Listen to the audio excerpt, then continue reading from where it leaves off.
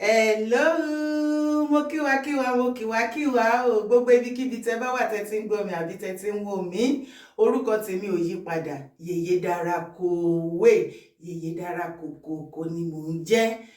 Mo kí wa lẹ́ẹ̀kan sí happy Saturday to every one of us. Ẹ̀yin olólùfẹ́ Dára, ẹ̀yin ìyá àti bàbá Dára, ẹ̀yin pàdí ẹ̀yin beautiful, wonderful, meaningful fans mi. Ṣé rí fídíò eléyìí? Ẹ má bínú, ẹ má kánà o, ẹ kàn gbójú ni, ẹ jẹ́ ká kànjọ ṣe fàájì yẹn ni. Fàájì ló bá dé lọ́dọ̀ tiwa, ìbànújẹ́ ò sí fẹ́lẹ́yìn gangan. Elizabeth Obabintin, ó lóun ọba ńlá ló lóun jẹ́ tẹ́lẹ̀, bọ̀ nítorí àsìkò ti tó láti yí orúkọ ẹ̀ padà. Ó jọba ńlá mọ́ Elizabeth ọba ńlá, ibo ló ti rọ́ ọba ńlá, ta ló dash ẹ̀, who dash monkey banana? Elizabeth Obabintin ló ń jẹ́, kí ló ń ṣe ẹ́? Ẹ̀yin tèmi, ẹ má bínú o. Ẹ jẹ́ ká ṣeré pa díẹ̀, ẹ jẹ́ ká ṣe fàájì díẹ̀, jẹ́ ká ṣeré pa. Ẹ̀yin náà ẹ máa gbọ́ o. Ìwọ ló soko sórùlé tèmi Dára, Elizabeth Obabintin. Ìwọ ló jókòó sórùlé tèmi Dára, ó dẹ̀ ti di dandan kó gbóhùn onílé. Ẹ pé mi ò ráyè àti èmi ò sí nínú àwọn aláìníṣẹ́ tó máa ṣọ́ọ̀pù káàkiri tá máa wo gbogbo péjì gbogbo kíní yín káàkiri. I don't have time. Ọlọ́run bá ń gbé ní mo ṣe rí fídíò ẹ̀ tó ṣẹ̀ pé àkíyèsí mi sí. Èyí ni mo ṣe rí. Ìwọ kọjá ó kéré sẹ́ni tó máa fún mi lọ́rọ̀ tó ní gbèsè ọ̀rọ̀, kí ló ń ṣí ìyá ẹ̀? Ẹ̀yin tèmi, ẹ̀yin náà ìgbẹ́ wúkú mọ̀ pé Dára yín kò ń dédé bínú àwọn ọmọ àlè ló ń fà. Nígbà tó ti jókòó sórùlé tèmi Dára, ó máa gbóhùn onílé díẹ̀.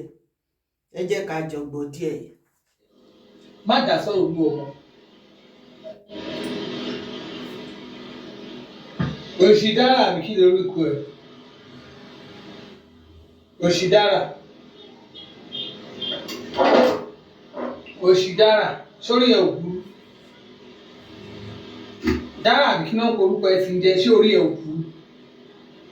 Ṣé ìpín ìkọ̀kọ̀ kọlu bírèdì yẹn?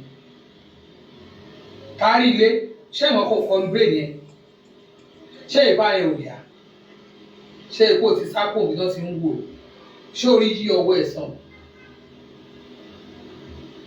Anything àbá olú ọmọ má súnmọ́. Ọba bíi Elizabeth Obabintin gbẹ́nu òṣì sọ òǹjàta ló tẹnu ajá ẹ̀bọ mi. Kí ló ń ṣe ẹ́? Kí ló ń ṣe ẹ́ Elizabeth Obabintin? Ṣé mi ló ń ṣépè fún? Kí ló máa ń ṣe ẹ́ náà? Àtijọ́ tó ti bẹ̀rẹ̀ show, tó ti ń ṣe show tipẹ́tipẹ́ ọmọye ọdún yẹn títí dìsìn, ó upgrade ayé ẹ̀, ó ń bá kówọ́dù sí ni. Kò sí changes nínú ayé Elizabeth Obabintin. Ó grow the same ojú kan tó jókòó sí yẹn ibẹ̀ ló wà. And irú ìwọ wàá believe pé ọ̀rọ̀ dá lẹ́nu ẹ̀ bó ṣe máa halẹ̀ mọ́ àwọn tó lè halẹ̀ mọ́, tó máa ló kó àwọn ọmọ kan jọ, àwọn ọmọ àdúgbò tí à ń jẹ. Because mi rí ìyá alálùbáríkà tó máa mú ọmọ ẹ̀ tá jẹ́ kí wọ́n ṣa ọmọ tí òun kó máa fi ṣorí burúkú lórí social media. Ẹ máa wo ẹni arúgbó ti kékeré yẹ tó pé rẹ̀ Elizabeth Obabintin yìí o, èmi ló ń ṣépè fún, kí ni mo ṣe fún ẹ? Tọ́pìkì ìwọ sọ wípé kémi má sọ̀rọ̀ nípa MC. Mo fọ́ o. Mo fọ́ o. Elizabeth Obabintin wọ́n náà wà pé rẹ̀ ní nǹkan. Ẹ̀yin èèyàn ẹgbà mí. Ọ̀flélé olúùlú MC, kí ló ń ṣẹlẹ̀ gangan? Ṣé orí àwọn wèrè tí ó ń gbò yìí náà ní kán má sọ̀rọ̀ sí ẹ? Wọ́n fẹ́ bá ayé ẹ̀ jẹ́ kọjá bí careful ni o. Ọlọ́run, ìwọ náà dẹ̀ mọ̀. Ọlọ́run máa gbọ́. Ó mọ̀ ẹ́ pariwo ẹ̀ náà pa káàkiri anything ó mọ̀ pa ẹ̀ ò mọ̀ pa ẹ̀ wọ́n á dárúkọ ẹ̀ because ibi tó yà sí lọ́dọ̀ àwọn Yorùbá tó torí bọ̀ ibi tó ti ń jẹgbà yẹn nìyẹn, àwọn náà kó ẹ sí tàbí ọmọjọ́ mẹ́jọ. That is the mistake you make. Ìwọ̀nba ló yẹ kó ṣe ìyẹn kọ́ tiẹ̀ ní tèmi. Jọ ṣé àwọn olóòórùn bíi irú ọba aláìtọ́ wá kóra wọn wá bá ẹ? Àtẹnu ni wọ́n Elizabeth Obabintin. Ẹjọ́ ta ló dáṣì monkey Elizabeth Obabintin ní banana?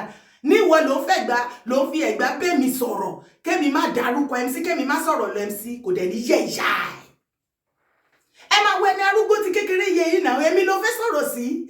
Mo rògo láyé mi, mo fọ́ o. Age mate ni idiot olóòórùn yìí o. Tó dàbí mọ́mì mi yìí tó ti mú gbogbo cream ilé ayé tó fi bójú ó bójú gbogbo ẹ̀ bàjẹ́. Ayé ẹ̀ bàjẹ́, ọ̀run ẹ̀ bàjẹ́. Níwọ Elizabeth Obabintin ìwọ fẹ́ wá fi mí pa lórí social media ní ìwọ Elizabeth olè fraudster scammer ìwọ tó jẹ́ wípé olè ní ẹ bàbá ńlá bàráwò bá sá níwọ Elizabeth a máa wá ṣe nǹkan o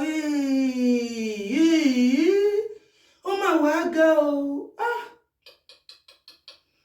alankiti Elizabeth Obabintin níwọ tó jẹ́ wípé olè ní ẹ ẹlẹ́ran mẹ́ran ládùúgbò tó bá kọjá lọ ni torí o máa jí ẹran gbé wọ́n ní bó ṣe ń jí ẹran gbé ló ń jí ẹdìyẹ gbé olè ní ẹ mò ń bọ̀ máa sọ̀rọ̀ lọ. ẹni tí àbá olú ọmọ má súnmọ́ má ṣiṣẹ́ má dá sọ̀rọ̀ olú ọmọ má fi olú ọmọ pawó rárá. ayé ẹ̀ ò dẹ̀ ní dá ẹni tí olú ọmọ jọ ọmọ bí ẹni wú ìsọ olú ọmọ ta ló ń jẹ́ olú ọmọ mi ìmọ̀rúkọ ẹ̀ hello excuse me ẹjọ́ ta ni ó ń jẹ́ olú ọmọ wú ìsẹ̀mísí ẹ bá mi pariwo ẹ̀ síta ṣé o rò wípé gbogbo èèyàn ló máa jó lè ọ̀lẹ àbíkó òkú lábẹ́ anyway Elizabeth Obabintin ìgbà táyé ẹ ti jóná kọjá àbíkẹ́fù gbogbo ẹlẹ́dàá kọ́ ni wọ́n yàn jẹ nílé ayé ṣé o rántí àtijọ́ tó ti lu jìbìtì tí wà tọkọ ẹ tẹ́ bẹ̀rẹ̀ ó lè ṣe bí òjálé onílé fi bó tiẹ̀ mọ́lẹ̀ ní wà tọkọ ẹ yes ó lè lẹ máa ń jà fraudster nìyí scammer nìyí ìwọ ẹgbẹ́ mi ò gbogbo èèyàn bóyá ẹ wà wí ẹ èmi á bá yín ṣàlàyé ẹ dáadáa Elizabeth Obabintin ìwọ ó lè ẹni jalè lẹ́ẹ̀kan tó wá dàrán borí aṣọ lè lọ dàbora olórí burúkú wá káṣọ wèrè akógóòdù pàǹdà sọ́run á lóun ṣe wèrè àwọn èèyàn máa wò láwòsàn kó wo rẹ̀ bẹ́ẹ̀ ní pé òun jẹ́ kankan ẹ máa wo lóòrùn yìí náà. Some years back nípa story kí sọ kékeré nípa story Elizabeth Obabintin fún yín some years back nígbà yẹn lóhun tó ìrírí owó gbà jìbìtì ó ti pẹ́ tó ti lu jìbìtì yẹn ó ti pẹ́ tó ti máa scam àwọn èèyàn wọn àtọkọ ẹ̀ tó ti máa ń gbáyàn á lóun lọ Canada òun lè gba visa òun lè ṣe gbá òun lọ ṣàwo tó bá dé Canada tó bá ti lu jìbìtì ní Nàìjíríà tó gbowó onírú owó oníyò owó aláta àsálò sílùú onílùú ní Canada àforípamọ́ síbẹ̀ a máa wíwó tó wò tó ń bẹ nígbà tí Ọlọ́run máa wá bà ti ayé Elizabeth Obabintin jẹ́ tó fi wá di wèrè alátẹnujẹ olè frustrated element òjẹ́ ń lèrò jẹ́ lé egúngún ni o ìgbà tí Buhari ló sọ̀rọ̀ ẹ̀dádé Buhari bó ṣe gbogbogbò bí ajá náà nìyẹn ìgbà ilé náà bá ẹni orí o bá lọ níbi tó bá ti rówó ni ẹni ìwé ẹ̀bẹ̀lẹ̀ fèsì ni pẹ̀lú gbogbo owó tó ń jẹ náà tó ń sákiri aṣẹ́wó politician kò sẹ́ni tó recognize ẹ owó recognition títí lọ́dọ̀ Dàpọ̀ Abíọ́dún wọn ò fún ẹ o bubububu ó tún pẹ́ ìgbà tán fi nǹkan kékeré kan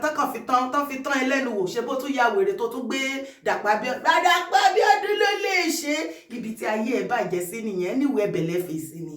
èmi àti ẹ ò sí ní level rárá kò lè yí ẹ bí mo ṣe ń sọ lọ fún ẹ̀yin èèyàn mi Elizabeth Obabintin ló bá rédì gbogbo orí ló bá lóun máa gba visa fún wọn bóyá ìbẹ̀rẹ̀ sí ní gbowó onírú owó oníyọ̀ ní gbogbo wọn rọ́ kẹ̀kẹ̀kẹ̀kẹ̀kẹ̀kẹ̀kẹ̀ ló bá kó gbogbo owó visa ló bá kó gbogbo ẹ̀ papọ̀ ló bá lọ fi ra ọjà ló bá fi ra ọjà ló bá kó sínú kọ̀ńténà bó ti máa ń ṣe tẹ́lẹ̀tẹ́lẹ̀ nìyẹn ṣùgbọ́n ní àsìkò yìí ìbínú Ọlọ́run sọ̀kalẹ̀ sórí Elizabeth Obabintin bí ayé ẹ̀ ṣe wá bàjẹ́ tó wá dẹni tó ń ta páńdà àti wòsíwòsí nínú ṣọ́ọ̀bù ẹ̀ ó ní mo sọ sítórí ayé ẹ̀ fún ẹni tó fẹ́ máa sọ̀rọ̀ sí mi o àmọ́ wá ṣe nǹkan o ló bá mú gbogbo owó ló bá lọ fi ra ọjà ló bá gbé sínú kọ̀ńténà òun fẹ́ mú ó gbowó owó olówó visa kò ṣe fún wọn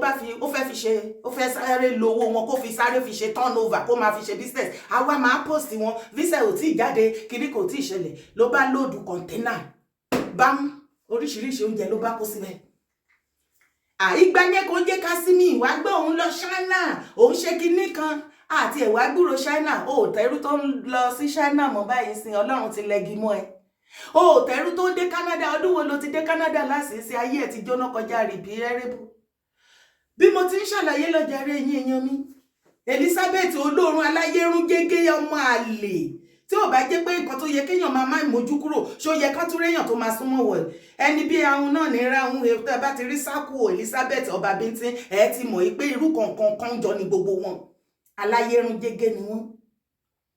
ló bá mú gbogbo owó visa onífísà ló bá kó gbogbo ẹjọ́ ló bá fi lóòdù kọ̀ńténà ló bá fi lóòdù oúnjẹ nígbà tọ́lọ́run àtẹlẹ́dà àwọn ẹni tó scam tẹ́lẹ̀dà wọn máa bẹ̀rẹ̀ sí níbi tí ìbínú Ọlọ́run sọ̀kalẹ̀ sí orí Elizabeth Obabintin wàláì wọn ò gbé kọ̀ńténà wá sí Canada wọn kọ́kọ́ gbé lọ China aláyé máa jẹ náà bá gbé kọ̀ńténà lọ sí China láláyé bàjẹ́ ló bá fẹ́ fúnfò ló fẹ́ fúnfò ló ń wúbọ̀ lórí owó olówó làwọn tó ti gba visa tó gbowó lọ́wọ́ wọn fún visa làwọn yẹn fà lọ́tún náà fà lọ́sì àwẹ̀ visa dà ìjọ wo ló máa fún wọn lápọ̀ẹ́tímẹ́ǹtì ó kọ́ level by level grade by bàrà tó bá ń wá olè ìyálàyà olè alọ́kọ́ ló ń kígbe alọ́ni lọ́wọ́ gbà bàrà wọ ọmọ àlè ọmọ ìrankíran tí ò ní kọ̀rọ̀ rẹ̀ nílẹ̀ Yorùbá Elizabeth Obabintin ni number 1. Ìwọ tí Elizabeth Obabintin bá wá fún lọ́rọ̀ tó bá wá rò wípé oréyàn bá sọ̀rọ̀ yóò eléyìí ò ní kọ̀rọ̀ rẹ̀ orúkọ ilé ti bàjẹ́ ayé ilé ti bàjẹ́ bó ló ṣe ń bẹ́ kiri tó wá àwọn èèyàn tó máa súnmọ́ tá lè fi orúkọ ìyẹn tá lè máa fi rìpíẹ̀ orúkọ ẹ̀ kò sí bòdè súnmọ́ James jù bẹ́ẹ̀ lọ wàláì kò sí ìyípadà nù ayé ẹ̀ MC tí gbogbo yín máa pariwo bí olórí burúkú MC mi rí ìyá ẹ̀ rí mi ìdẹ̀sẹ̀ pé mo fẹ́ rí ẹ ṣùgbọ́n nínú ilé mi lábẹ́ òrùlé mi àwọn ọmọ ẹ méjì ọ̀tọ̀ọ̀tọ̀ ni wọ́n ti wọnú ilé ìwá kìí ṣe pé bíyá mo fi ń ṣèrègùn or anything tí wọ́n jata tí wọ́n jẹpo tó jẹ yọmí kò ní mínì I love them. kọ́rí burúkú lọ Elizabeth ìwọ tọrọ òye tó mọ nǹkan kan èmi kọjá èèyàn tó lè máa fi wojú rere lọ́dọ̀ anybody. MC gan mọ bó ṣe ń lọ kí ló ń ṣe wèrè wo lójọ́ bí mo ṣe ń ṣàlàyé fún yín lọ ẹ máa wo Elizabeth Obabintin yìí o ló bá mú gbogbo owó ni wọ́n bá gbé kọ̀ńténà lọ sí China ẹlẹ́dàá àwọn tó ti gba visa tó gbowó lọ́wọ́ wọn ó bá gbógun tì ìbínú Ọlọ́run bá sọ̀kalẹ̀ lé lórí nígbà tó máa fẹ́ fúfo tó ṣe gbogbo ẹ̀ náà bá ṣẹ̀ tún gbé kọ̀ńténà wọ́n tún gbé lọ bò wọ́n ṣà ń gbé kiri gbé kígbà tó máa rí kọ̀ńténà gbà gbogbo ọkọ tó fi owó olówó fi ra ọjà síbẹ̀ tó fẹ́ wátà tó fẹ́ máa fọ́nu tó fẹ́ máa ṣe fatafata lórí social media ní gbogbo ẹ̀ bá bàjẹ́ síbẹ̀ láyé Elizabeth bá run àtọdún yẹn láyé ẹ̀ ti jóná o rabaraba ẹ̀ ó sì wà lọ́rùn òun àtọkọ ẹ̀ bọ́ ṣe wà yìí kò tí ì rójútu ayé ẹ̀ òun lẹ́ṣẹ̀ rí rabaraba ẹ̀ ló ń bá kiri tó dẹni tó ń ta pàǹdà tẹ́rí tó ń ta wòsíwòsí nínú ṣọ́ọ̀bù tá kó àwọn ọmọjọ tá lóun ṣẹ̀sìn tá lóun ṣe ṣó mo ń bọ̀ mí tí ì dé. má sọ̀rọ̀ MC Olúọmọ tó bá fẹ́ kí ayé ẹ bàjẹ́ sórí social media. Kò dẹ̀ ní yé ìyá láyà ayé ìyá ò dẹ̀ ní dáa òfò ló dẹ̀ máa ṣe bó ṣe wà yẹn ó dẹ̀ ní ṣàkànrè jẹ́ nínú ayé ẹ máa wo lórí burúkú ọmọ àlè yìí náà àbó ti ṣí èrè ó ti kú rí ní kí ló máa pa ìyá láyà kí ló máa pa ìyá ẹ lẹ́ẹ̀mejì are you mad or something ọmọ ti kéré gan ni o you dey crazy o you dey mad ni àbò mad ni níta ni ìwọ wà láìkẹ́ lọ tó 1 billion ẹ̀yin ẹ fẹ́ halẹ̀ mọ́ta ni tí ṣògo yín bá paraba tó bá fàrókò ya lórí social media bí ti gílà tèmi dára kan ikú ló máa pàyà ẹlẹ́ẹ̀méje ó ní ṣàǹkanre jẹ àbọ̀ ẹ máa wo lóòrùn yìí ẹ máa wo ẹni arúgbó ti kékeré yẹ yìí náà age mate lèmi àti idiot yọ ẹ gbàgbé filter madness tó ń lò tí ìwà tèmi bá dúró lè gara wa wọ́n máa kúnlẹ̀ wọ́n máa rò pé wọ́n ló bí mi níbi táyé ẹ̀ bàjẹ́ dé you need to see this fucking dirty stinking idiot nígbà tó ṣe bẹ̀rẹ̀ show bó ṣe rí bí arúgbó ìyá 80 ìyá 90 ó wá lọ bẹ̀rẹ̀ sí ní po kẹ́míkà mọ́ kẹ́míkà sórí burúkú mọ́ mórí burúkú ó bá yí ara ẹ̀ dédé bí wípé ojú ẹ̀ bàjẹ́ kò ṣe é pírípíà mọ́ ìgbà tó pé títí olóhun ta cream ó kẹni tó máa ra cream lọ́wọ́ wèrè ọmọ àlè èmi ló fẹ́ máa fi wojú rere lọ́dọ̀ MC ó dẹ̀ máa wá jẹ gbàgàn o okay ṣé ẹ̀yin group olóòrùn tẹ kóra yín jọ gbogbo yín tẹ kóra yín lọ sọ́dọ̀ MC tẹ pera yín ní ọmọ kí lẹ pera yín ganan aṣíwájú blogger bí ìmọ̀ ya yín rí látòkè désàlẹ̀ gbogbo ẹ̀yin tí ọ̀rọ̀ yé tí ẹ mọ̀rọ̀ ń wò tẹjọ́ mọ́ ọkọ Yorùbá tí ọ̀rọ̀ yé nínú àti níta ẹ wo sákù gbogbo wọn látòkè désàlẹ̀ ẹ bá mi bèrè èwo gan ló jọra wọn nínú gbogbo wọn èmi ò ní kí gbogbo yín má bọ́ síta wà lẹ́yìn o egungun tèmi máa fi lé ní o tẹ́ ẹ bá fún ìyá mi jẹ wà lẹ́yìn ẹ̀ ní ṣàkànrèdè ẹ fún mi jẹ back to back left right center MC tẹ́lẹ̀ fẹ́ yẹn gangan gbogbo yín tẹ́ bá ti wá fún mi jẹ MC gangan ni mo máa fún jẹ ọlọ́wọ́n bá gbọ́ sí tí MC mi ti kọ irin sí ẹ létí mi ti kọrin mo ṣe ń kùn sí ẹ létí tẹ́lẹ̀ ni máa wá gbélù máa wá kọ orin yẹn gangan máa sit down top your matter máa tútùkùtù nínú ayé ẹ̀ wá ló fẹ́ bẹ́ẹ̀ kí ló ń ṣe yín èmi ni ìwọ Elizabeth Obabintin ló ń bá sọ̀rọ̀ ṣé de wá rí nǹkan tí ó ń sọ pé mi ń kà tí mo fi sọ̀rọ̀ ṣé mo bú MC bẹ́ẹ̀ ni ṣé mo bú MC òun fúnra lára ẹ̀ treat topic yẹn tó sọ wípé no ẹ̀kọ́ ń kọ̀kọ́ kúkọ ni kò sẹ́ni tó lè yọ MC bẹ́ẹ̀ o kí ló dé tó ṣe bá ara ìjà wípé ìwọ náà dá sí ta ló fún ẹ ta ló gúnyán fún ẹ tó ní tọbẹ̀ òṣòro tó sọ fún ẹ wípé ìwọ ẹ̀yin ẹ lọ ṣe meeting ẹ lọ bá MC kí ó lè fún yín ní recognition kẹ́ lè pàtàkì ara yín kẹ́ lè ẹ wá rò pé ti jámọ́ kankan on the social media level yóò bẹ́ ṣe kóra yín jọ tẹ́ dàbí wèrè yẹn o máa halẹ̀ míyàn kan tá lẹ́yìn ikọ̀ ògbé kan bí òwú jàgo tá lẹ́yìn àtàwọn tó jẹ́ wípé gbogbo wa tá wà lábúrọ̀dù bí àwa la sọ wọ́n doge tó jẹ́ wípé owó ọwọ́ ògùn ìlágò ojú àwa là ń fowó ránṣẹ́ tá ń bọ́ ọkọ tá ń bọ́ ìyàwó tá ń bọ́ ọmọ tá bọ́ ayé yín tá sọ yín déèyàn àwa owó tó sọ yín déèyàn òun náà lẹ padà wá gẹ́jẹ ẹ̀yin aláìmoore olè ọ̀lẹ burúkú wọ̀nyí Elizabeth ò dẹ̀ ní jẹ tán Ọlọ́run èmi wà fún ẹ o tó bá ti rí fídíò èkó dá mi lóhùn torí pé èmi àti ẹ máa jọ kẹsẹ̀ bọ́kọ̀ ṣòkòtò kan náà ni tó bá rò wípé onídàngbana ṣókò lórí wa láì máa sọra mi di kòkòrò máa kó sínú ihò imú ẹ máa sí ẹ ní wíkiri ni wàá ya wèrè sí ìgboro sórí social media máa sọ ẹ di wèrè kí ló ń ṣe wàá ṣe ṣó láàárọ̀ wàá ṣe lọ́sàn wàá ṣe lálẹ́ máa provoke ayé ẹ wàá ṣìwí wàá ṣì sọ. tó bá fẹ́ kí ayé ẹ bàjẹ́ sórí social media kò ní yẹ̀yà òṣìdára tó bá fẹ́ kí ayé ẹ bàjẹ́ sórí social media olè ajínigbé Elizabeth frosta olè ọ̀bùn for not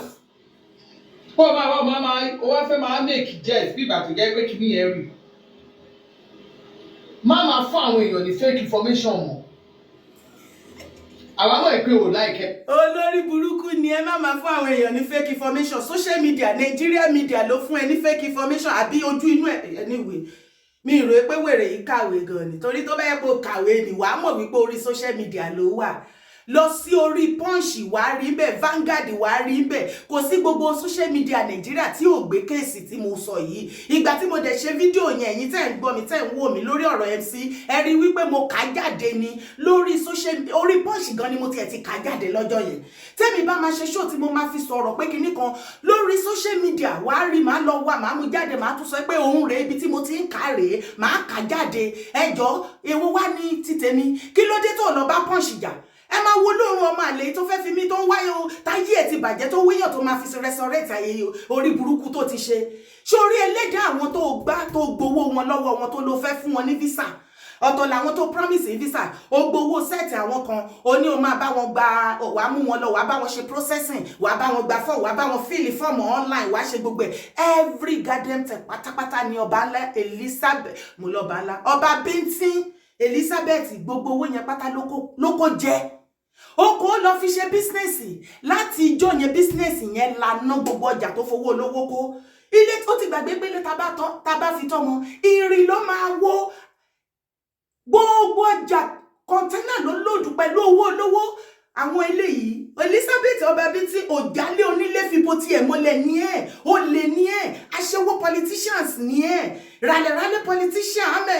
àwọn ọ̀bùn politicians ní ẹ̀ náà kí ló ń ṣe ẹ ẹlẹ́nu gbọ́rọ̀ gbogbo nǹkan ló máa ń dá sí wọ́n ní orí social media kò sí nǹkan tí yóò lè sọ̀rọ̀ nípa ẹ̀bọ ìwọ tó bá níran tó oníkọ̀rọ̀ rẹ tó ti léèrè wá wá yára ẹ̀ ń bèrè pé àìmọye nǹkan jẹ́ kọ̀rọ̀ máa gba tẹ̀yìnkùlé wíńdò kó máa gba tójú wíńdò ẹ̀ kọjá kì í ṣe gbọ́rọ̀ lèèyàn dá sí kó ṣe bí tó lórí burúkú yìí tó léèyàn kan fẹ́ fìyàn kan powó ẹ bá mi bèrè lọ́wọ́ wèrè kí ló wá ṣe lórí social media nígbà tó fìyàn kan powó pẹ̀lẹ́kùn wèrè tó máa ń sùn kiri wo aṣíwájú ti wọlé my dear bẹ́ẹ̀ dìbò fún kó jẹ́ gbogbo yín lẹ dìbò fún tẹ́ gbé wọlé aṣíwájú gbogbo ilẹ̀ Yorùbá nìyẹn tún kọ́ Eba ìgbà tọ́lọ́run máa bá yé yín jẹ́ tó máa yọ inauguration committee ọmọ Yorùbá mélòó ló wà ńbẹ̀ ẹ lọ́kàn rí burúkú lọ ojú rere lẹ́ ń wá kiri ṣebí káyé yín má bàa jóná kẹ́ lè rí nǹkan jẹ ńbẹ̀ náà ó lẹ ṣe kóra yín jọ tẹ lọ sọ́dọ̀ MC èèyàn tó bá ti rí yín wá ti mọ̀ wípé iṣẹ́ ọwọ́ yín ò yọ yín kò lè yọ yín láéláé irú ìwọ ló máa bọ́ síta tí wàá máa ṣẹgbẹ́ ọkọ ẹ̀ kan ọkọ ẹ̀ ní security kìíní kan ìwọ ó ṣe kìíní kan ṣe bẹ́ẹ̀ rí gbogbo pàǹdé orí burúkú 5,000 naira tó kú sẹ́yìn ẹ̀yìn ìwèrè nínú ṣọ́ọ̀bù tẹ́ ẹ bá mọ inú ṣọ́ọ̀bù ẹ̀ yìí gbèsè lórí gbèsè ní ẹgbà mi mo rógo wọ́n gbé ohun tí mo mọ̀ ọ́n jẹ́ dé ẹja ṣeré pa díẹ̀ kí ló ṣe ẹ́ Elizabeth Obabintin ṣe rí ṣọ́ọ̀bù ẹ̀ tẹ́ ẹ̀ tí ń wo pàǹdà yẹn Ọlọ́run ọba ń gbọ́ kó ṣe pàǹdà yẹn ló ń tà tẹ́lẹ̀ ayé ẹ̀ bàjẹ́ débẹ̀ ni nígbà tó bá pẹ́ téèyàn ti ń jalè tó ti ń jalè ọ́ ní bó bá pẹ́ bó bá yá ilẹ̀ amọ́bólóró ẹ̀ ní gbangba ilẹ̀ mọ́bólóró ọmọ Elizabeth Obabintin ní gbangba ni gbogbo olè tó ti jà orí olórí tó ti lù ń jìbìtì tó ti sọ wọ́n de rádaràdà ẹ̀san wá ń ké lórí ẹ̀ ẹ̀san ló ń ké lórí ẹ̀ pẹ̀lú gbogbo bó ṣe ń lọ lọ́dọ̀ politician ilé wàá bọ́ sílé tẹ́lẹ̀ bá ti fún ẹjẹ wàá praise ẹ̀ lẹ́nu wàá tún lọ sọ́dọ̀ ẹlòmíì lọ́nà wàá tún púrí tó bá tún ti tán nǹkan sí ẹlẹ́nu wàá tún fi jẹ elébi ní àrébi pa ní ẹ́ o ti wà frustrated o lè ní ẹ́ iṣẹ́ owó ẹ̀ òyú ẹ̀ kí lẹ mọ̀ pé ń gbà nínú ṣọ́ọ̀bù tẹ́lẹ̀ ó fi ìgbà kan kó àwọn children something síbẹ̀ kẹ̀kẹ́ aṣọ ọmọdé gbogbo ẹ̀ ìgbẹ́ là ń fẹ́ wẹ́ ó tiẹ̀ tó stage kan gbàtà yí ẹ̀ bàjẹ́ ó lù ú ní gbàǹjo ni ó yẹ wá mu ya mú tẹ̀rẹ̀ kò tún réyàn kankan wá mu kò sẹ́nibọ̀dì tó rà ó yẹ gbogbo ẹ̀ ti bàjẹ́ síbẹ̀ ó pàtì ó tún lè ní ṣọ́ọ̀bù kan síbi kan gbàtà yí ẹ̀ fẹ́ bàjẹ́ tí ò rí jìbìtì lù mọ́ táyé ẹ̀rùn táṣìírí ẹ̀ túpó lè ní àwọn èèyàn sá fún kíá ló ti ṣọ́ọ̀bù kejì ṣọ́ọ̀bù eléyìí kékeré ló wá rọra manage gbogbo ọjà tó wà bẹ̀ kò rójú kò nídìí ó ti wọ gbèsè bó ṣe wà yẹn owó àwọn onífísà tó gbà kò rí san àwọn yẹn ti wọ́n lépè èpè àwọn onífísà tó ti scam oúnjẹ Elizabeth èpè ń jẹ Elizabeth Obabintin òun ló ṣe ń ṣorí burúkú lọ ìwọ tó bá wá fẹ́ ba iye ara ẹ jẹ́ lọ bá ṣe èpè tó ń jẹ Elizabeth ìyá padà ràn ẹ́ wàláì mi ì tí ì dé o Elizabeth mi ì tí ì dé o ẹ wò ẹni kó yọ fítà ojú ẹ kí yọ tètè mi kí àjọ dúró báyìí kájọ ṣe fídíò láì ní fítà kankan Elizabeth wọ́n á rò pé wọ́n ló bí mi ní níbi táyé ẹ̀ bàjẹ́ dé ẹni arúgbó ti kékeré yẹ ìwọ a máa ń ṣe nǹkan lé ayé ṣé tó bá tẹ̀ ní gbéyàn kan ẹran oníwo fẹ́ kan nípa ṣé bí ti mọ̀ràn ìgbé ìwọ Elizabeth olóòórùn aláyé bàjẹ́ ọmọ àlè ó lè ojú gbà mí tì fún ẹ gbà tó kúkú ní kọ̀rọ̀ rẹ̀ ńlẹ̀ Yorùbá tó bá ní kọ̀rọ̀ rẹ̀ ni ìwọ ló yẹ kó máa daṣọ borí bí ẹlẹ́hà tó bá fẹ́ jáde ní amúyàṣọ yọ̀kẹ̀ mọ́mọ́ ajá olóòórùn aláyérún gégé ọ̀dẹ̀ olóòórùn awáwí tó ní òun á sọ̀rọ̀ sígbò òdẹ̀ ní yẹ ìyálà ya ikú máa pàyà ẹlẹ́ẹ̀mejì tó bá sọ̀rọ̀ sígbò àtìgbà tó ti sọ̀rọ̀ sígbò láti yọ ọdún wọn náà ti sọ̀rọ̀ sí àtìgbà tó ti join movement náà ti sọ̀rọ̀ sígbò kò sí kọta ẹ sọ ṣẹ́dìyẹ ti tọ̀ ni ẹ sọ fún ẹ tẹ̀ máa wá gbọ́ ẹ tún gbọ́ ọ̀kọ̀ọ̀kan ó rẹ̀ pé ní Ìgbòho nílé Ìgbòho lè wọ Nàìjíríà mọ́ ṣọmọ ẹ pé dáàdi àti mọ́mí ẹ ló Nàìjíríà lẹ́ni tó jẹ́ pé tó bá máa dé Nàìjíríà tíjó tìlù tìfọ́n ló fi máa wọlé ọba àlú kan ni ẹ̀rọ ògùn ẹ̀ṣẹ̀ ẹ fẹ́ bínú orí títí ká lọ́ fi fìlà déèdì kò ṣeé ṣe ẹgbẹ́ jẹ́ forí ká ẹyẹ ṣorí burúkú kiri ẹni Ọlọ́run dá ó ti dá tán ẹyẹ farawé ẹ máa jẹ gbá ní ẹ fi sílẹ̀ ó wọ Nàìjíríà kò wọ Nàìjíríà ọ̀ọ́bì ẹ̀yin ni ká ẹ máa sunkún ẹ̀ ìwọ náà tún ti dára ajá ẹ̀ báyìí sí torí anybody lórí social media yálà ó búgbò ó ní o àbò sọ̀rọ̀ ó praise ẹ̀ ní one way or the other tó bá ti dárúkọ Ìgbòho lẹ́nu as a blogger as a speaker ìwọ náà ti gbógbó fún Ìgbòho nìyẹn ogúnmọ̀ owó burúkú ni Ìgbòho ọ̀rẹ́ ọmọ alágbàdo dé bá bí o I love you scatter kò ní kó má sọ̀rọ̀ sóhun sọ̀rọ̀ sí sórí ọ̀rọ̀ èmi àti MC ọ̀rọ̀ tí ò lè yé ẹ̀yin ni ìkan tí ò yé yín kó má dá sí ni kí ló kàn yá láyé ẹ̀ bẹ́ẹ̀ ṣó fẹ́ gbọ́ ọmọ ilẹ̀ Yorùbá jọ ní gbogbo wa wọ́n jọ forí wa sọlẹ̀ sílẹ̀ Yorùbá ní ẹni tó bá wù mí tí mo bá rí nǹkan lórí social media ni mo máa sọ wọn ò tí ì bí pọn rí pọn gba ìyá ìyàlà babaláku babalaba bá ẹ láti wá wọ̀n èmi èèyàn tẹ́mi máa sọ̀rọ̀ sí tálẹ́yìn ikú ló máa pa gbogbo yín round ẹ bring it on èmi kò fẹ́ ṣeré pa wà láì mò ń bọ̀ mí tí ì dé Elizabeth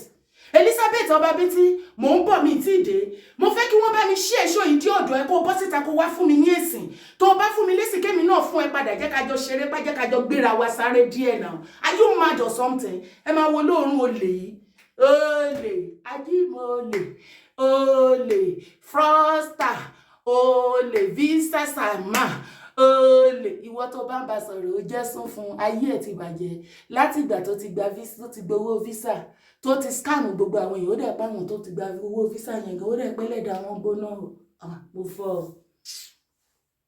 ọ̀ọ́kẹ́ kó jẹ́ láàrin wọn wọ́n fi àṣẹ banu fún wèrè wọ́n wọ lọ́tọwọ́ ilé bọ̀ torí láti ọdún yẹn kò tẹ́rú tó ń wọ Canada káwé tí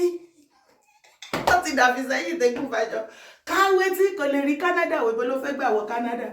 kò lè wọ Canada ẹ̀yìn ìgbà yẹn gbogbo fúlẹ́ńgé mo lọ mo gba bíbí kan lọ sí kiri kan pẹ̀lú tẹ́rọ́rìsì dídìrín ọ̀dẹ̀dọ̀ ọlá China ọlá dis ọlá Switzerland ọlá ṣe kiri kan àtọ́dún yẹn báyìí kò sí nǹkan tó ń jẹ́ bẹ́ẹ̀ mọ́ inú àdè lọ́dọ̀ Agége yẹn ni wọ́n máa gbọ́ àwọn làwọn lágége àwọn làwọn ní kinní kan nínú Agége tó wà yẹn pẹ̀lú ọkọ ẹ tó fi ń pariwo kiri màá ní kó ṣàló ìyá ọlọ́ọ̀ tẹlifóònù kan ló máa jẹ màá ní kí wọ́n ṣe kí ni kí wọ́n ṣàló ìyá kó bá mi dáìlì nọ́mbà yẹn létí ìyálàyà you mad or something kí ló ṣe lè mi ní láti sí Nàìjíríà láti discipline ìyá ẹ̀ ṣó ya wèrè ni ta lọ́kọ ẹ̀ ọkọ ẹ̀ ṣó ya orúkọ ọkọ ẹ̀ sínú ìwé sínú owó ni wọ́n fi ń gbowó báǹkì ni kí ló ń ṣe lè kí ló ń ṣọ̀bùn onídọ̀tí ilé wàláì mò ń bọ̀ mi tí dẹ̀ yìí tẹ̀mí ẹ má fọ̀ ọ́ ẹ jẹ́ kí n bá ṣeré pa díẹ̀ ó dẹ̀ pé gbogbo yín ẹ fẹ́ ṣe bí olórí burúkú àbí mo ní tí Ṣàngó yín bá paraba tó bá fàrókò yá kì í ṣe bí ti gíńlá tèmi dára òfò ló dẹ̀ máa ṣe òdẹ ní ṣàkànrè jẹ gẹ́ẹ̀yì kèrèkèrè gan olóòrùn ní gẹ́ẹ̀yì o ọmọ àlè burúkú yìí tó máa lọ gbọ́n fítà tá yìí pín sójú kan lè rí ẹ pé wọn náà sọ̀rọ̀ èmi dára mo fọ́ òye mo rógo mo gbé Obabintin ok kò sí wàhálà ẹ̀yin tèmi kò sí wàhálà mò ń bọ̀ mi tí ìdè ẹ̀yin ẹ má kàánà o ẹ má wọ̀rí o ẹ̀ẹ̀kọ̀ọ̀kan ó yẹ ká máa dá wọn lóhùn ẹ̀ẹ̀kọ̀ọ̀kan wọn á rò téèyàn ò bá dá irú àwọn olóòórùn kọ̀ọ̀kan yìí lóhùn wọn á rò pé ọ̀rọ̀ ló wà lẹ́nu wọn bẹ́ẹ̀ náà ní ìkan idiot kan pariwo pé anybody tó bá tẹ̀lé Ìgbò tó bá tún dé pékén ìyá gbogbo yín ní ṣàkànrè jẹ ẹ̀yin ò dá ẹ̀yin olóòórùn elébi àrèbípa frustrated element ta ni o mọ̀ wípé gbogbo yín ọgbọ́n àtijẹ lẹ̀ ń wá kiri àtijẹ náà ni ọ̀jẹ̀ ń lo òròkọ ẹ̀jẹ̀ ń lé gúngún ẹ ti sọ ọmọlúàbí nù ẹ̀ lọ́mọlúàbí lára àtijọ́ tó tẹ́ pariwo adé Buhari kí ló ti ẹ̀ dúró ná Obabintin ṣe bó lọ́mọ Buhari ni ẹ́ Buhari ló lè ṣe gbogbo gbèsè tó jẹ tó bá yí ẹ̀jẹ̀ tó wá dẹni tó ń ta pàǹdà 5,000 naira yìí sí tó fẹ́ kú sórí social media